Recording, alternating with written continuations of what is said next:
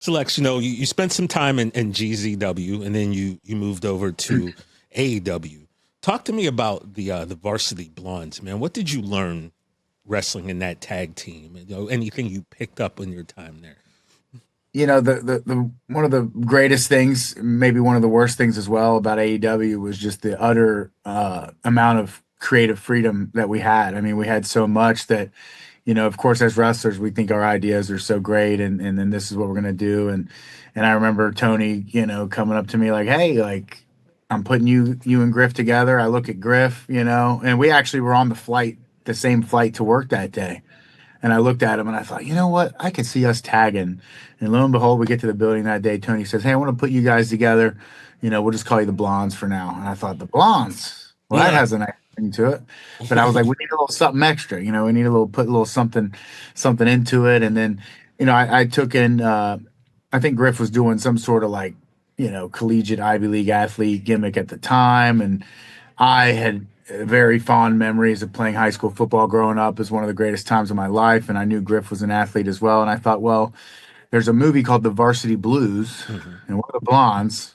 Why don't we do the Varsity Blondes? And I thought that's an easy gimmick to relate to. Everybody played, everybody went to school. They either played sports or they knew the asshole jocks that played sports. I thought we can go either way with this. We can be heels that jump you and take your lunch money, or we can be the hometown team and we can rally to victory. And I thought it had some legs on it. Again, a little bit of a generic idea, but I wasn't trying to overcomplicate things for my first pitch and my first gimmick there. And another hats off to Cody. Cody's always been sort of a guide in my career that I've kind of looked to for leadership and guidance. And I asked him, I said, "Hey, me and Griff, we got this thing going on. We're doing the Varsity Blondes. We got the Letterman jackets." And then I was like, "But look, there's this girl here.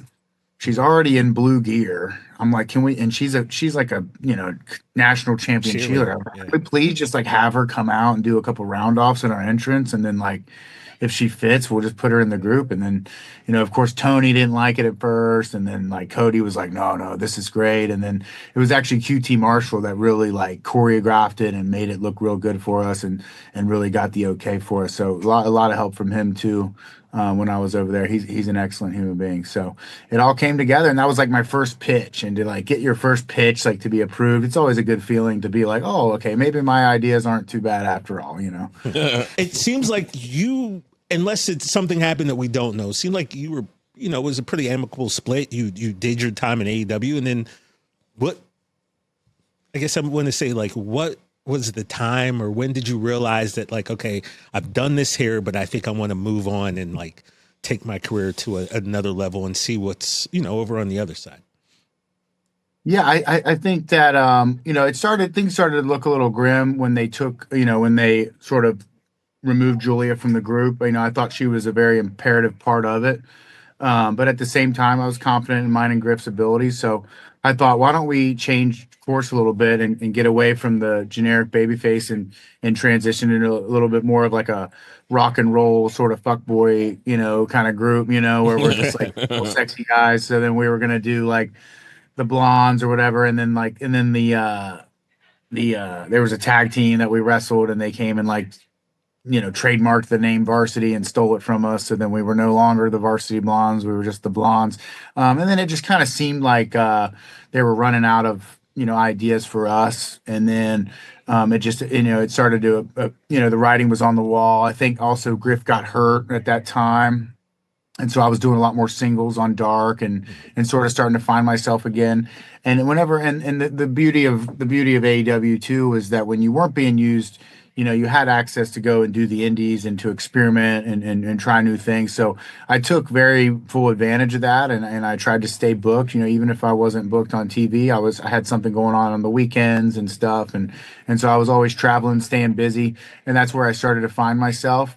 And again, it might have been a little too late. AEW was very much a sink or swim environment. So by the time I found myself, it might have been a little too late. And I don't think it was, my contract had come up. It wasn't like I was released prior to it being done with, but it was a little out of the blue just because I was doing a lot of we had started doing house show loops And I had been performing well. I had a match with Jeff Jarrett and Claudio and some great, like really fun house show matches. So I was on the road with the team, and at the time, a lot of the bigger stars, weren't willing to do those shows. So I thought that I was showing like a lot of like willingness to work and to be for the company. And I did put the company first. I was very much a huge fan of AEW while I was there, and I still am a huge fan. And I wish them all the best because if it wasn't for, we have to remember, if it wasn't for AEW giving myself that stage, giving Ricky and Ethan that stage, we might not be where we are now. You know what I mean? So it was a great amount of exposure, and I got to work with, Bryan Danielson and John Moxley and all these great guys that, just by feeling them and just by touching them, you get better. You know what I mean? And like being in a tag team, and me and Griff, we got to wrestle the Young Bucks and we got to wrestle FTR. So we got to have a nice taste of like the whole spectrum of wrestling. The AEW is kind of like a melting pot of wrestling. They have so many styles and so many little things you can pick up on. So it's definitely a different type of learning experience as opposed to here at WWE. It's more of a structured learning experience, which is more beneficial for me. I've always benefited more from structure, but no, it was a very, very imperative part of my career that definitely helped me grow. Watch new episodes of No Contest Wrestling every Wednesday or listen wherever you get your podcasts. And don't forget to follow us at No Contest Wrestling Podcast on Instagram.